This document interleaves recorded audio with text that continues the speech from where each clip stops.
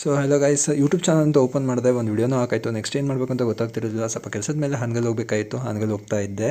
So on the way ಯೋಚನೆ ಮಾಡ್ತಾ ಇದ್ದೆ ನೆಕ್ಸ್ಟ್ ಯಾವ ಕಂಟೆಂಟ್ ಮೇಲೆ ವಿಡಿಯೋ ಮಾಡಬೇಕು, ಏನು ಮಾಡಬೇಕು ಅಂತ. ನಿಮ್ಗೆ ಏನಾದ್ರು ಗೊತ್ತಿದ್ರೆ ದಯವಿಟ್ಟು ಸಜೆಸ್ಟ್ ಮಾಡಿ. ಹಾಗೆ ಏನಪ್ಪ ಅಂದರೆ ಈ ವಿಡಿಯೋದಲ್ಲಿ ಒಂದು ಒಳ್ಳೆ ಫೇಮಸ್ ಹೋರಿ ಓನರ್ ಅಂಗಡಿಗೆ ಹೋಗಿದ್ದೀನಿ. ಸೊ ಅದು ಯಾವುದೋ ಅಂಗಡಿ ಯಾರು ಅಂತ ಗೆಸ್ ಮಾಡಿ.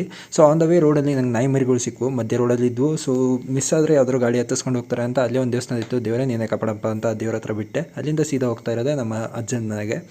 ನಮ್ಮ ಅಜ್ಜನ ಮನೆಯಲ್ಲಿ ಸ್ಪೆಷಾಲಿಟಿ ಅಂದರೆ ಇಲ್ಲಿ ವರ್ಷದ 365 ದಿವಸನೂ ಗಣಪತಿ ಇಟ್ಟಿರ್ತಾರೆ. ಸೊ ನಿಮ್ಮ ಮನೇಲಿ ಏನಾರು ಇಟ್ಟಿದ್ರೆ ಹೇಳಿ. ಸೊ ನಮ್ಮ ತಮ್ಮನ ಹುಡ್ಕೊಂಡು ಹೋಗ್ತಾ ಇದ್ದೆ. ಅವ್ನು ನೋಡಿದರೆ ಕುರಿ ಟ್ರೈನಿಂಗ್ ಕೊಡ್ತಾ ಇದ್ದ. ಬಿಕಾಸ್ ನೆಕ್ಸ್ಟು ಕನ್ನಕ್ಕೆ ಇದ್ವಿ ಕುರಿನ.